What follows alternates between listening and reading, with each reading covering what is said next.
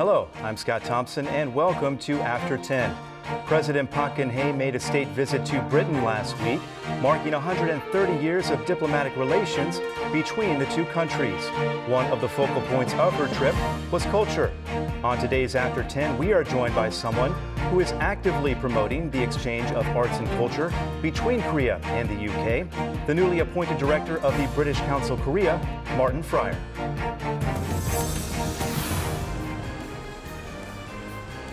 130 years of diplomacy between Korea and the United Kingdom. Korean culture captivates London.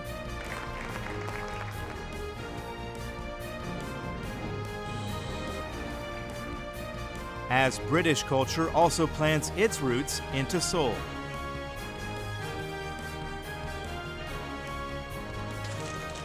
With Korea and the UK celebrating 130 years of diplomatic ties and the strengthening of cultural ties, it was even more of a reason for President Park Geun-hye to make her state visit to the UK.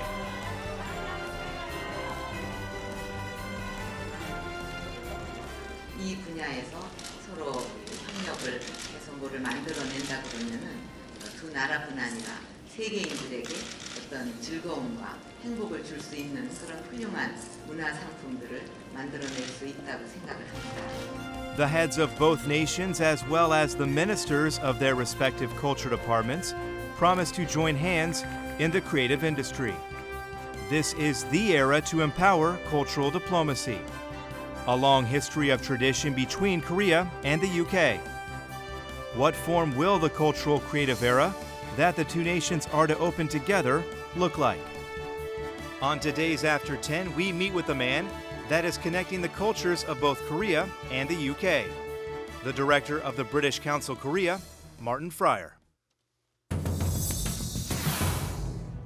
Mr. Fryer, thank you very much for being on the show.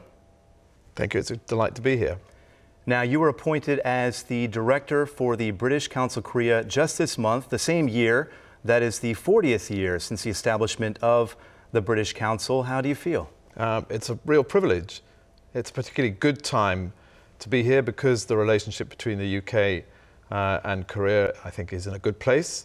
And as you have mentioned, we've just had the state visit by President Park to the United Kingdom as the guest of Her Majesty Queen Elizabeth II. And what is your role as director of the British Council Korea? Well, the British Council's role all over the world is to increase trust and understanding between the United Kingdom and other countries. So here in Korea, I hope I can do that. And we do that through education relations, cultural relations, and the promotion of the English language. You speak about these expectations. What were your expectations before coming here to Korea, which I think was about 2 months ago, correct? That's right. I suppose I expected a very hard-working, successful society, very focused on getting the job done, perhaps forgetting about the fun side of life. I found that Koreans not only work hard, but they play hard. They know the meaning of fun, they want to entertain themselves, and I've really enjoyed making Korean friends for that reason, because after work you certainly can relax and find out more about what their interests are. So it's that kind of expectation which was perhaps not quite right, which has changed since I've been here. And part of your job at the British Council Korea is to promote the cooperation, the exchange of arts and culture between the two countries. Give us a sense of why you feel that this exchange of culture is so very important between the two countries. I think to gain understanding between two countries, you do need to have face-to-face contact. We live in an age where obviously information is very accessible through the internet, but nothing substitutes the human interaction, whether it's between academics, educators, between artists. That is what we do really well, and I hope we provide those kind of opportunities to people who come to us or to whom we invite to go to the UK. Increasing that understanding between the two countries, that's one thing that President Park Geun-hye was aiming to do on her state visit to the UK last week. How do you view her trip? I think it was very significant, as well as the symbolism of the head of state from here and the head of state of the UK, the Queen, meeting with all the pageantry and the pomp. There were some very serious discussions that went on. The President of Korea met the Prime Minister, David Cameron, and discussions were around a range of subjects. But I know there was quite a focus on the creative economies and looking forward. And that future looking is something that I think is very strong in Korea. What happens when a society changes at such a pace? You have a very educated society. The manufacturing industry is changing in its shape and nature. So there was a lot of shared discussion by ministers, but also by business people, people from the cultural world as well. And part of your job is to look to the future of cultural exchanges between the two countries. On the heels of President Park's state visit to the UK, what results do you expect to see from it? I think there's a real opportunity after the visit to increase the links between the two countries around this whole area of the creative economy and the creative industries. In the UK, we reckon about 2 million people, between 1.5 and 2 million people are employed by the creative industries. And that's everything from design, fashion, software design, as well as the arts themselves. And having the skills as an artist or a designer to be successful in the modern world doesn't come automatically. You may be very good at what you do, but somehow you've got to turn that into something that gives you a job, gives you employment, gives you an income. And I know that Korea is grappling with that too for young people who come out of universities or vocational schools and need to compete in obviously a very difficult world. So that's one very positive outcome. I think another is, as you've mentioned, perhaps the two countries don't have as close an understanding as perhaps Korea has with some other countries. Therefore, I hope from the visit we'll have more exchange of performing arts, of visual arts, so that in the UK we have a better understanding of what is happening in contemporary culture here, and vice versa, what's happening in contemporary culture in the UK becomes more accessible to people in Korea.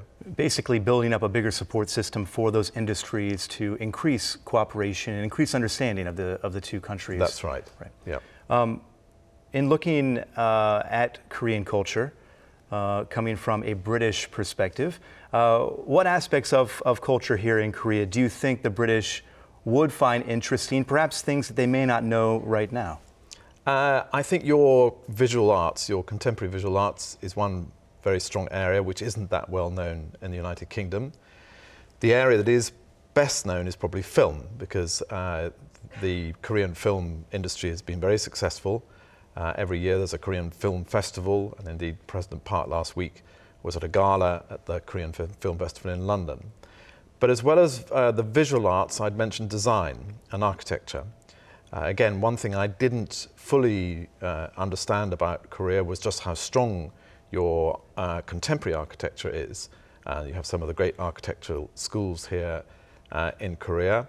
And I think it would be good to showcase some of that in the UK, but also for Korea to know more about some of our young designers and young architects who are not the big names, but the up-and-coming, exciting creatives of tomorrow. And do you see things moving that direction right now? I do, yes, because I think there's a huge interest on the UK side in the technological advances here, and there is, I know, an interest on the Korean side in the sort of creative, slightly challenging, edgy side of UK popular culture and design. And as you may know, we have a tradition, slightly rebellious tradition in our arts world. A lot of the sort of top names in fashion have come by challenging the masters, challenging the older generation. So you've seen the punk movement, you've seen people like Vivienne Westwood become hugely successful by challenging a lot of the received styles and perhaps upsetting the establishment a bit.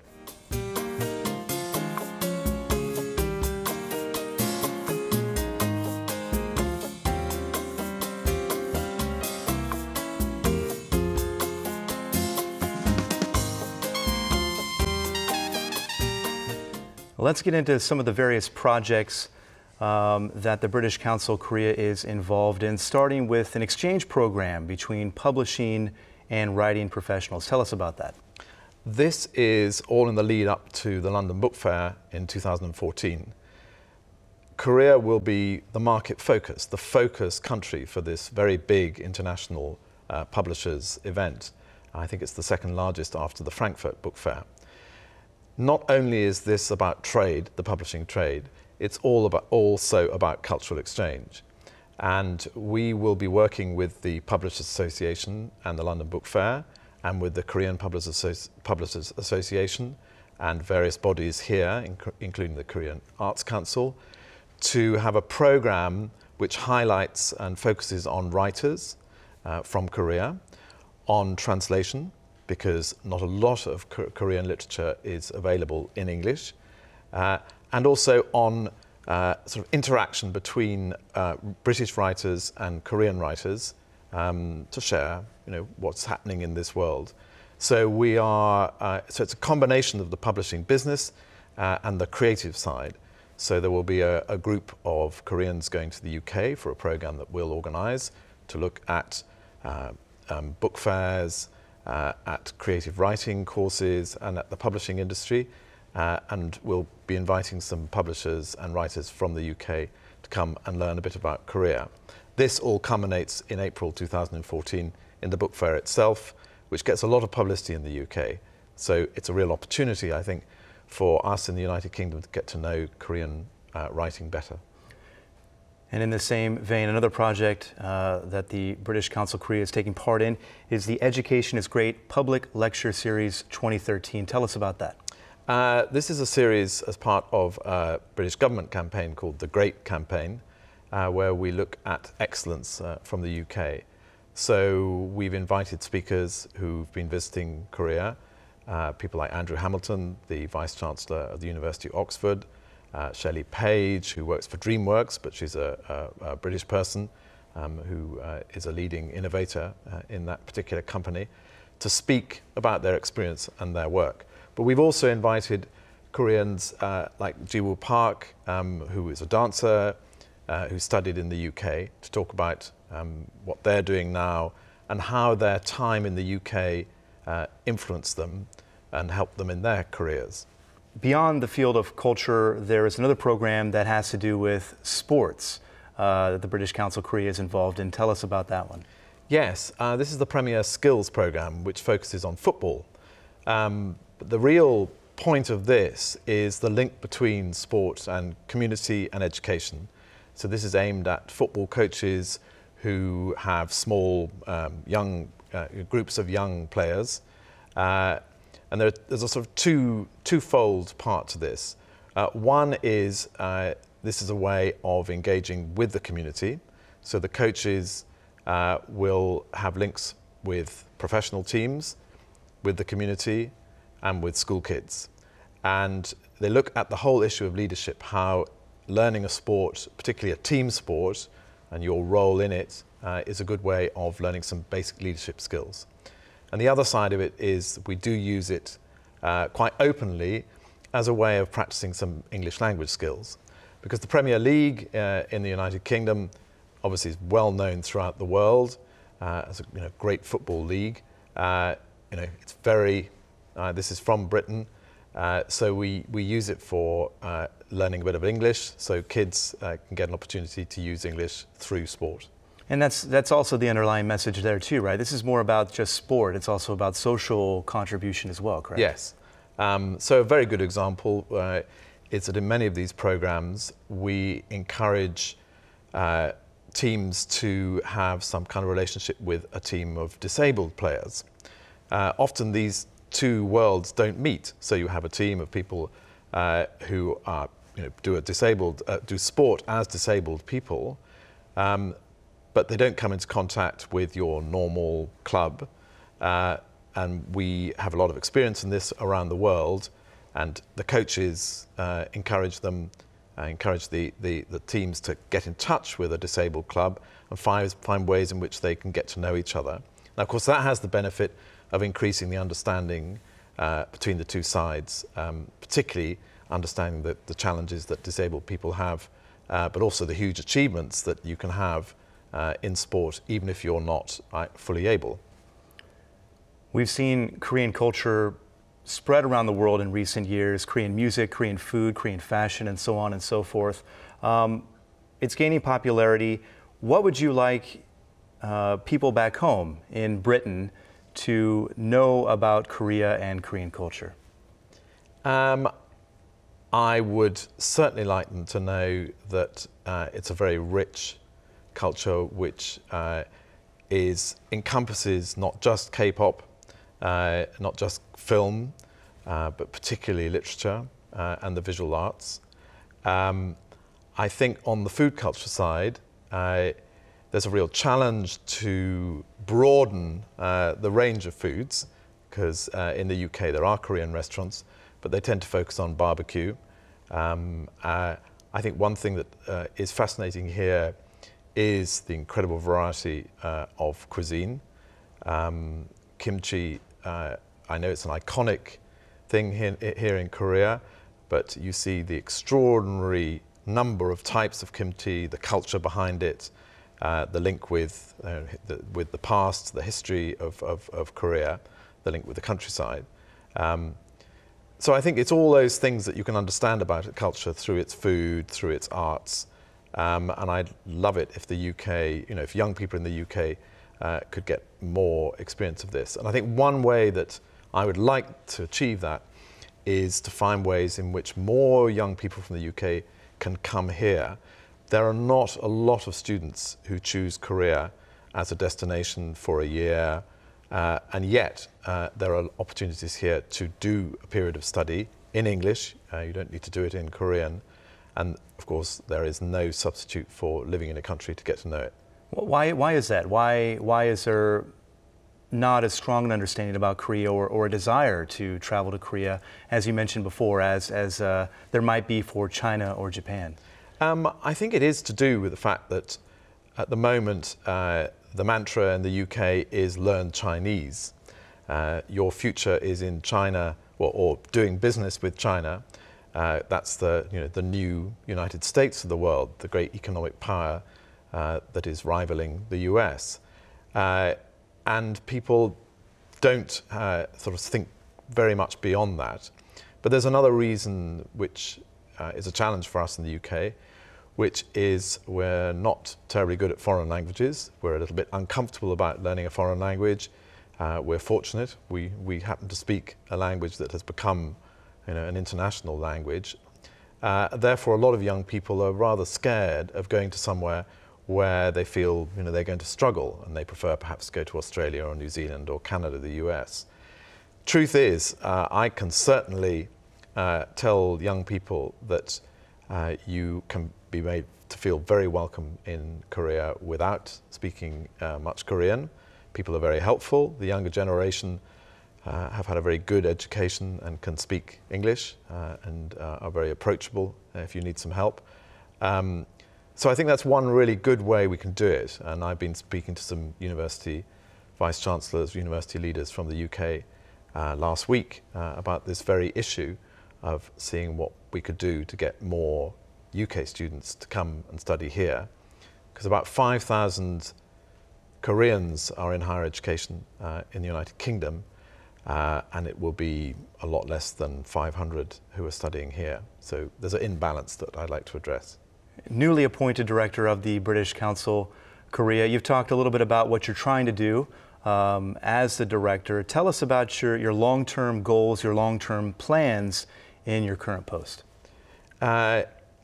Long-term plans, certainly around the English language, are to provide more opportunities for Koreans, Korean parents to send their children to our teaching centre, and also to provide more opportunities for adults to learn English through our centres.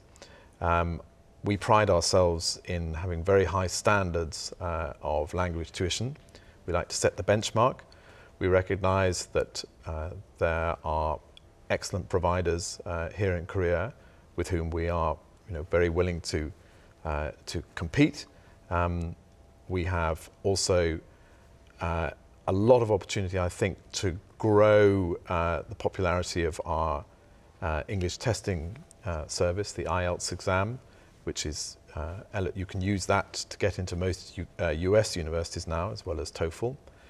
And then I think what I'm very keen to do is to establish a much stronger profile for the UK in the performing arts and the visual arts, in partnership with some of the institutions here, to show what is going on at the moment. There's a lot of really interesting, exciting contemporary art and performance work, and it's obviously very difficult to access because it's a long way away.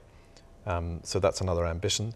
And then on the education side, higher education, the centres of excellence in the UK and the centres of excellence here have an enormous amount to learn from each other.